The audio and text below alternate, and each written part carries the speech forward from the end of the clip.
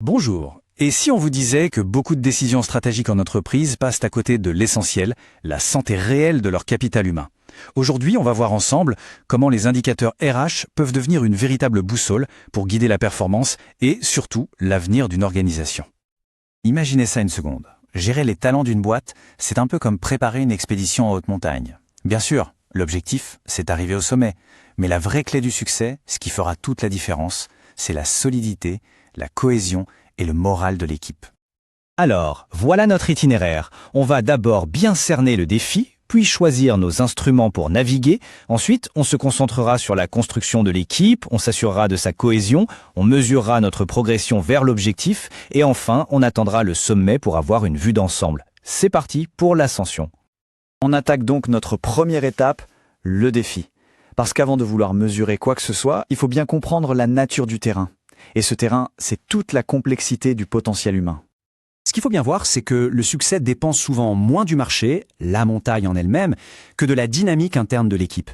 Une équipe soudée, motivée, peut surmonter des obstacles incroyables, alors qu'une équipe désunie, elle peut échouer, même quand tout semble facile.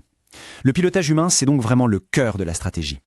Bon, alors, comment on s'y prend pour naviguer sur ce terrain humain si complexe? Eh bien, comme pour toute expédition, il faut des instruments fiables. En RH, ces instruments, ce sont les indicateurs clés de performance, les fameux KPI. C'est eux qui vont transformer l'intuition en information concrète. C'est notre boussole. Un KPI RH, qu'est-ce que c'est au fond? C'est tout simplement une valeur qu'on peut mesurer. C'est un signal vital qui nous dit si nos stratégies RH fonctionnent bien et si elles aident l'entreprise à atteindre ses grands objectifs. Et c'est aussi un outil indispensable pour rendre des comptes, que ce soit au conseil de direction ou même à des organismes externes comme l'Office national des statistiques. Mais concrètement, à quoi ça sert de suivre tous ces chiffres?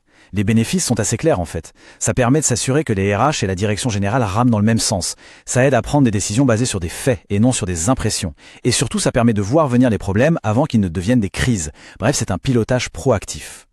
Allez, on entre dans le vif du sujet. La première phase de notre expédition, comment on constitue la bonne équipe? Quels indicateurs peuvent nous aider? Le premier indicateur, c'est l'argent, le coût par recrutement. Et attention, on ne parle pas juste du salaire, ça inclut tout, les frais d'annonce, le temps passé par les recruteurs, les managers.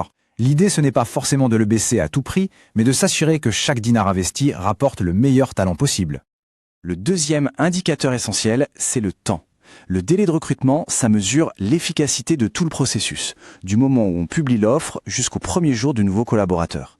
Si c'est trop long, on risque de perdre les meilleurs candidats et de laisser un vide dans les équipes. Chaque étape compte.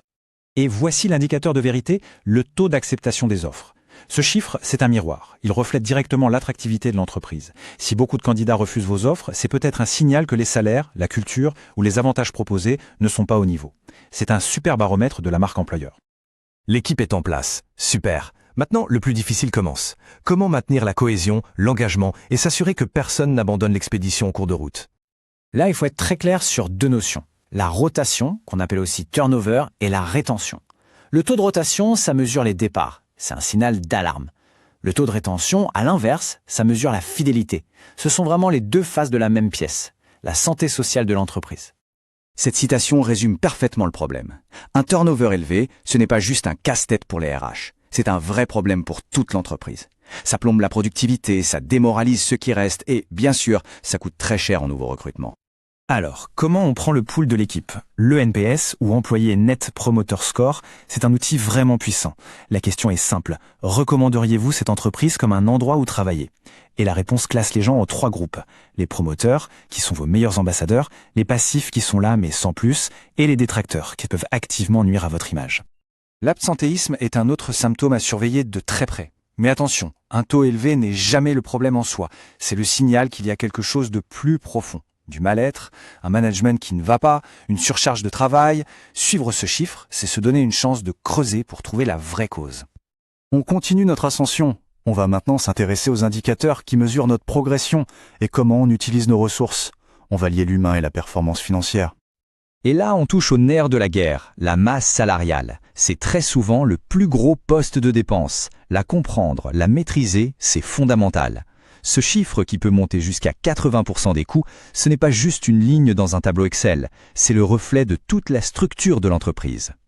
Et ce ratio, c'est l'un des plus stratégiques qui soit. On prend la masse salariale, on la divise par le chiffre d'affaires et ça nous donne le poids réel des salaires sur la rentabilité.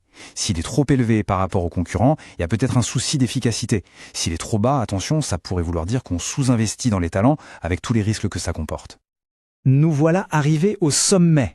L'ascension a été instructive. Mais l'idée, ce n'est pas juste de planter un drapeau, c'est de comprendre tout le chemin parcouru pour préparer les prochaines expéditions. C'est sans doute la chose la plus importante à retenir. Les données, les chiffres, ce sont des outils, pas une fin en soi. Ils doivent éclairer le jugement, soutenir une discussion, aider à prendre de meilleures décisions, mais ils ne remplaceront jamais une vraie conversation et la compréhension des gens. En fait, il faut voir les KPI comme une carte topographique. La carte ne vous dit pas quel chemin prendre, mais elle vous montre le relief, les dangers potentiels et les passages plus sûrs pour guider l'équipe vers le succès.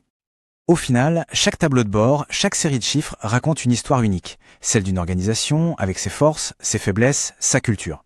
La vraie question à se poser n'est donc pas seulement quels sont nos chiffres, mais plutôt quelle histoire nos chiffres sont-ils en train de nous raconter et comment peut-on écrire le prochain chapitre.